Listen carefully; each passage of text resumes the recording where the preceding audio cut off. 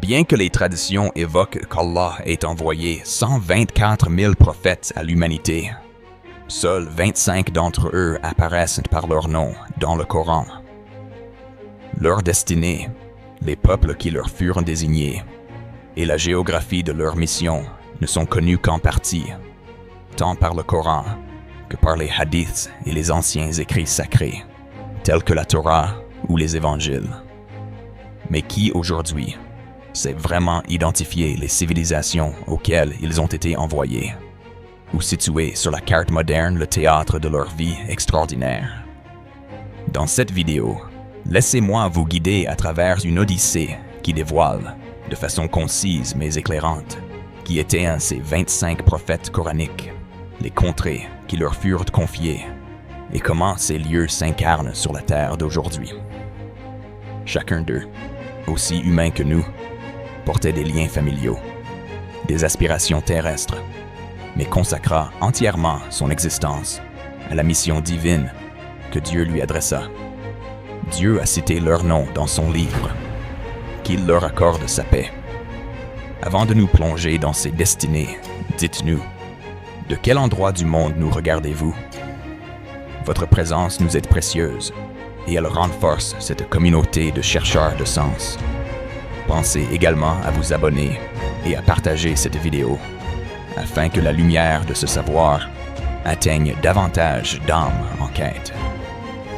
Adam, paix sur lui, fut le premier à être façonné par la parole créatrice de Dieu. Modelé à partir d'une multiplicité de terres, son corps prit forme par un assemblage d'argiles variées, façonnées et soumises à l'épreuve du temps pendant 40 années, jusqu'à durcir en créant ce mystérieux être d'argile sèche.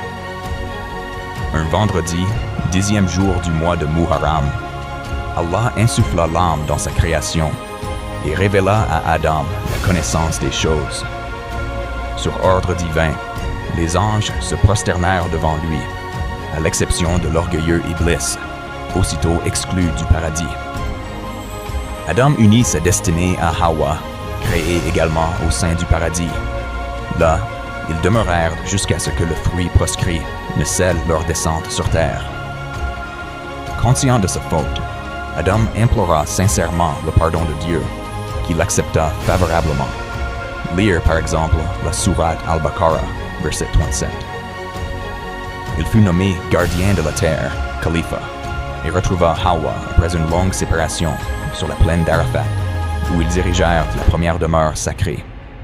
Adam reçut une révélation, un livret d'une dizaine de pages, enseignant la foi, la prière, le savoir. Sa descendance vécut en société, travaillant de ses mains. Mais la jalousie s'empara de ses fils. Qabil commit, dans un élan de colère, le premier crime de l'humanité, ôtant la vie à son frère Habil. La lignée humaine poursuivit pourtant sa route à travers leurs enfants.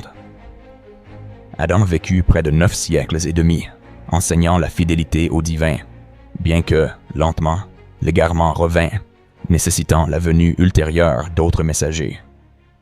Son lieu de sépulture demeure inconnu avec certitude. Jérusalem, Arafat ou Mina. Certains propos prêtent à Adam une taille prodigieuse, près de 30 à 40 mètres. Idris, paix sur lui, figure également parmi les noms coraniques. Descendant de la 5e génération d'Adam, il fut distingué par maintes dons. 30 petites feuillets lui furent confiées. Il fut initié à de multiples sciences, devint le père de la couture et de l'artisanat, apprit à bâtir des cités, introduisit l'écriture, et fut capable d'adresser chaque peuple dans ses 72 langues. Il s'employa aussi à observer les astres et à comprendre la mécanique des cieux. On l'appelle ainsi le prophète du savoir et de la créativité. Il quitta Babylone pour s'installer en Égypte. Le Coran, dans la sourate Maryam, le cite parmi les résistants d'une grande véracité. Plusieurs savants soutiennent qu'il fut élevé vivant vers des sphères célestes. Selon certains, il demeure au 4e ciel. Noé, ou Nuh, paix sur lui, succéda à Idris, envoyé auprès des populations mésopotamiennes idolâtres autour de Mossoul, en actuel Irak. Malgré 9 siècles et demi d'appel à l'unicité divine, il ne fut suivi que par une poignée de croyants, subissant dérision et rejet. Quand l'obstination de son peuple fut manifeste, il invoqua Dieu, qui lui révéla l'imminence d'un déluge purificateur. Par ordre du Très-Haut, il construisit une arche, y embarqua les croyants et des couples de chaque espèce animale. La pluie tomba du ciel, et l'eau jaillit de la terre. Tous les mécréants furent engloutis, y compris l'un de ses propres fils. Le navire finit sa course sur la montagne de Judée. Noé, père de Sem, Cham et Japheth, vit ses fils devenir les ancêtres des diverses civilisations humaines. Arabes, Sémites, Africains, peuples eurasiens. Des personnalités comme Ibn Kathir, Tabari ou Ibn Khaldun retracent ses généalogies. Ainsi, Nous est surnommé le second Adam. Il atteignit le millénaire de vie, fervent serviteur de Dieu, symbole de gratitude et de résilience. Hud, issu de la lignée de Sem, fut envoyé au Had, peuple établi dans la région du Yémen. Riches, bâtisseurs d'édifices colossaux, ils sombrèrent dans l'arrogance, l'injustice, l'idolâtrie. Hud les exhorta au repentir. Ils se détournèrent. Après la sécheresse, vint un souffle brûlant qui anéantit tous, sauf les rares croyants ayant suivi Hud, qui mourut ensuite à la Mecque selon la tradition. Salih, quant à lui, fut envoyé au Thamud, peuple connu pour sculpter leur demeure directement dans la pierre, sur le site aujourd'hui appelé Mada en Salih, en Arabie Saoudite. Ils exigèrent un miracle, la naissance d'une chamelle haute et enceinte, jaillie du roc. Dieu exauça sa prière. La chamelle vécut au milieu d'eux. Son lait suffisait à toute la tribu. Mais les chefs, craignant de perdre leur emprise, la firent assassiner, un acte sacrilège. 3 jours plus tard, une secousse terrifiante et un cri céleste anéantirent la communauté, sauf les vrais croyants. Le Coran présente cette histoire comme un avertissement immémorial. Abraham, ou Ibrahim, se distingue parmi les 5 plus grands prophètes de l'islam. Né au milieu des idolâtres chaldéens, il défia seul leur polythéisme. En détruisant leur statue, il força ses concitoyens à questionner l'impuissance de leur Dieu.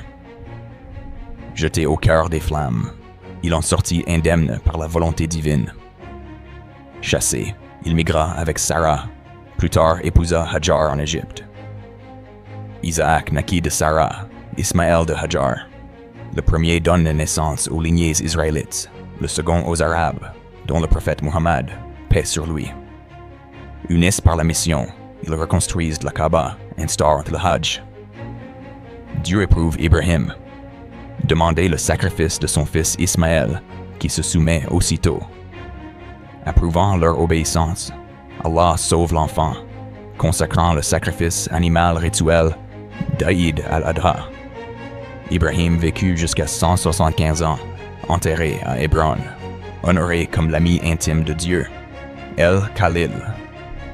Son neveu Loth, compagnon d'exil, fut désigné pour guider les habitants de Sodome vers l'actuelle Jordanie et la mer Morte, à l'époque des débuts du Proche-Orient urbain.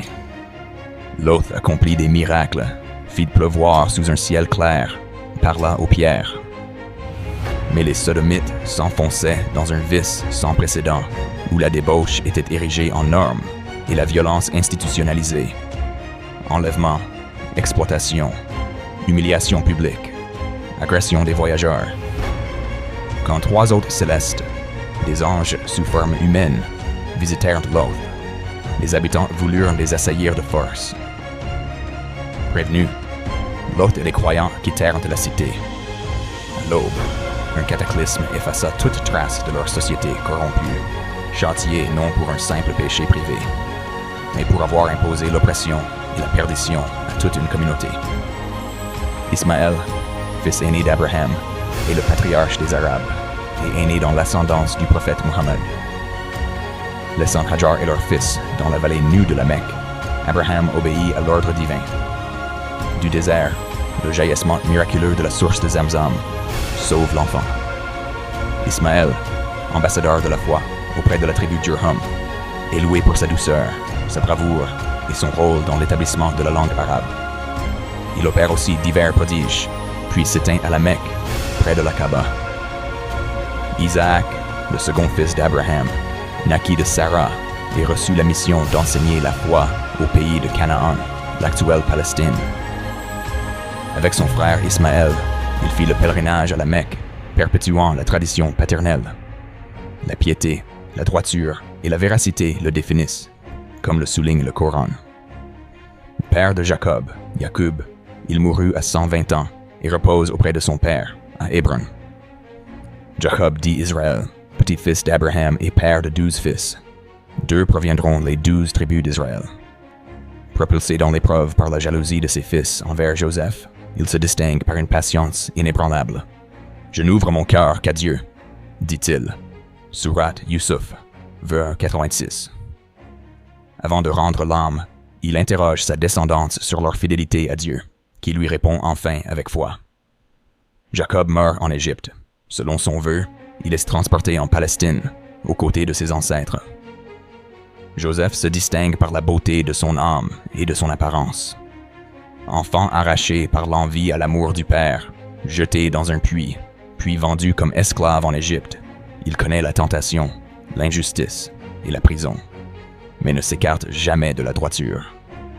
Son talent pour interpréter les songes annonce d'abord famine et abondance, puis le fait nommé trésorier sur tout le royaume.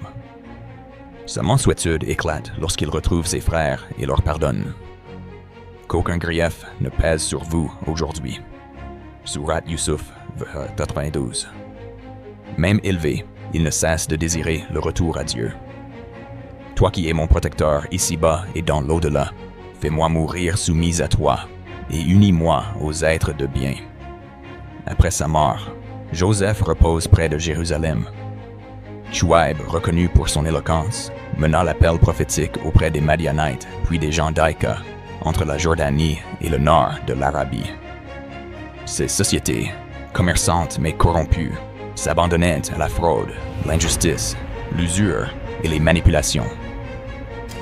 Inlassablement, il prêche la justice, l'équité, la restitution des justes mesures, la fin de la corruption commerciale, voir Surat Al-Araf, verset 45. Face au rejet, il annonce la sanction imminente, séisme, chaleur insoutenable, puis la descente d'un feu anéantissant. Chouaib survécut avec les croyants et maria une de ses filles au prophète Moïse. Sa longévité, selon la tradition, atteignit 242 ans. Son sanctuaire se situerait près de Wadi Chouaib, en Jordanie. Ayoub, Job, envoyé aux descendants d'Israël, connut l'opulence, puis la privation la plus extrême. Ses possessions, ses enfants, sa santé, tout lui fut ôté, sauf la loyauté de son épouse. Jamais il ne céda au désespoir ni ne s'apitoya.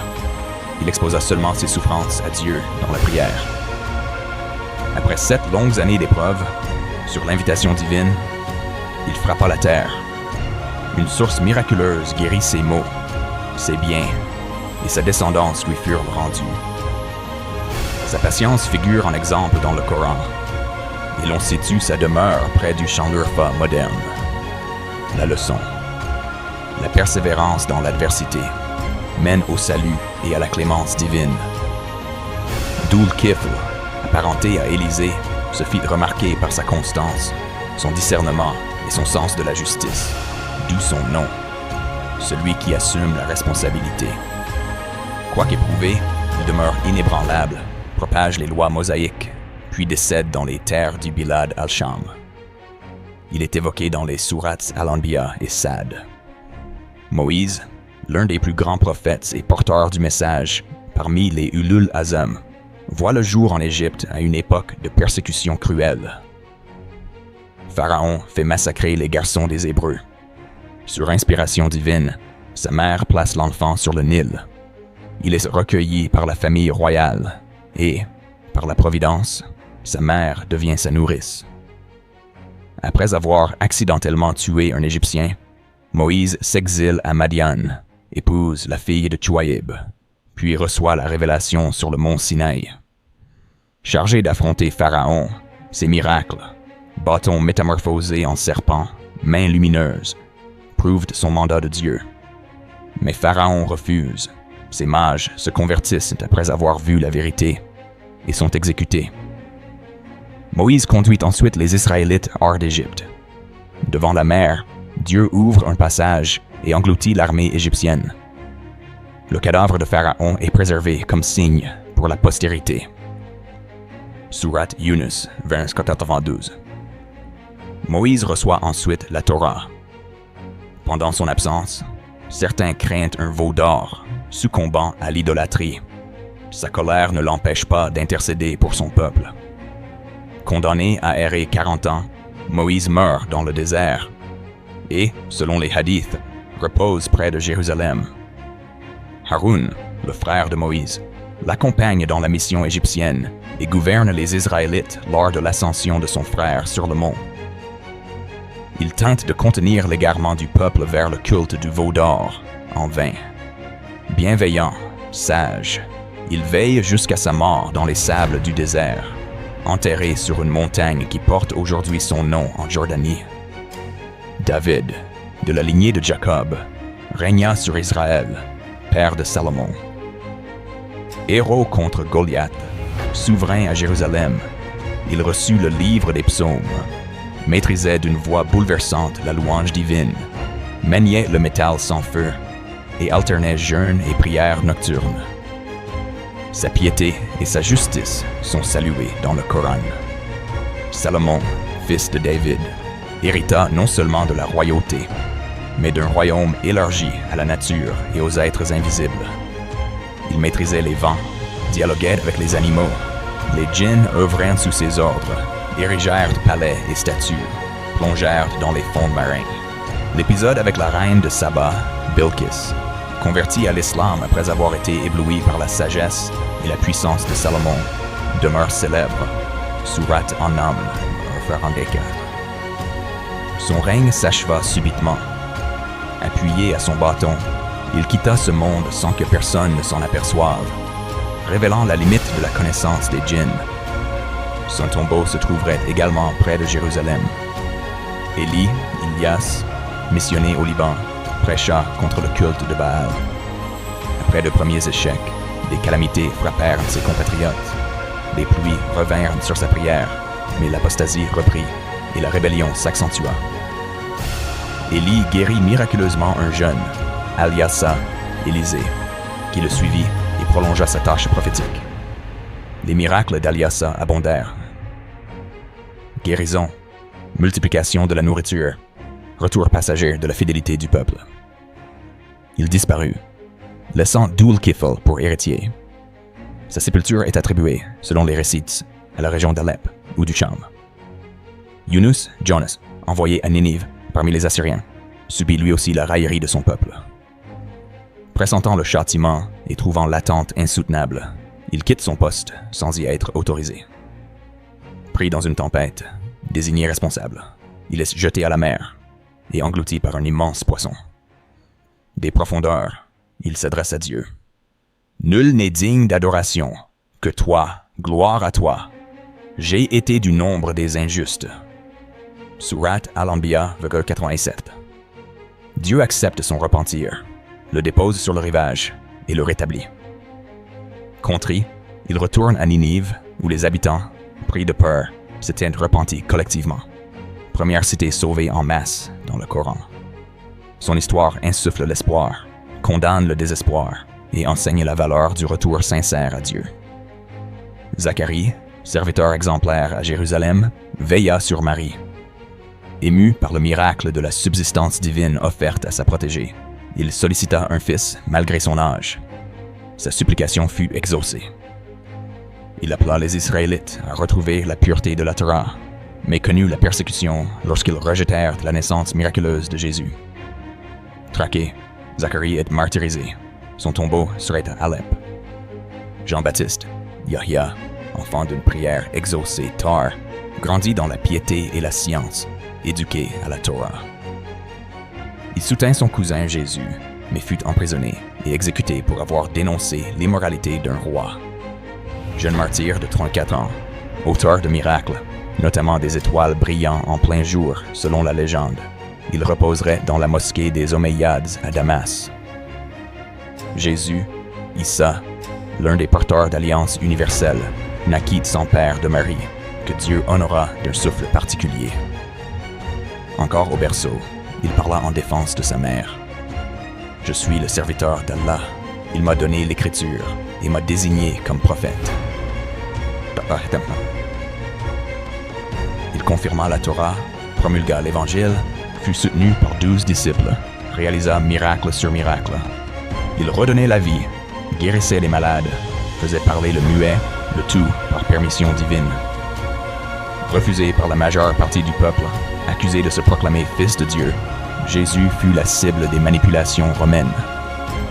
Le polythéisme fut introjecté dans le christianisme sous la domination impériale, dénaturant son message d'unité. Mais, selon l'islam, Dieu l'éleva vers lui. Il ne fut ni tué, ni crucifié. Les musulmans attendent son retour à la fin des temps pour restaurer la foi originelle et rassembler l'humanité sous la bannière de l'unicité. Enfin, Muhammad, paix et salut sur lui, conclut la lignée des messagers, miséricorde offerte à l'univers. Né à la Mecque en 570, orphelin élevé par son grand-père, puis son oncle Abu Talib, connu comme Lamin, l'homme loyal, il ne cessa d'être exemplaire. À 25 ans, il épousa Khadija qui lui voua un amour profond. À 40 ans, sous la lumière de la grotte de Hira, il reçut la première révélation. Lis Surat Al-Alaq, vers 1. Les premiers croyants, Khadija, Abu Bakr, Ali, Zayd, durent affronter persécutions et boycotts. L'année de la tristesse vit la perte de ses deux plus grands soutiens. Mais la nuit de l'Isra et du Mirage le porta des rives de la Mecque à Jérusalem, puis dans l'ascension céleste. À 53 ans, obéissant à l'appel divin, il émigra à Médine, début de l'ère islamique. Là, il fonda la première communauté, instaura des pactes avec les tribus juives, et par la suite, mena des batailles cruciales, Badr, Uhud, Khandak, Hudaybiyah, Khaybar, jusqu'à la conquête de la Mecque. Lors du dernier pèlerinage, il réunit une assemblée de plus de 140 000 compagnons pour son ultime discours, abrégeant les vengeances tribales et affirmant la dignité des femmes. Dieu révéla ce jour-là. « Aujourd'hui, j'ai parachevé pour vous votre religion. » Surat Al-Maïda 23.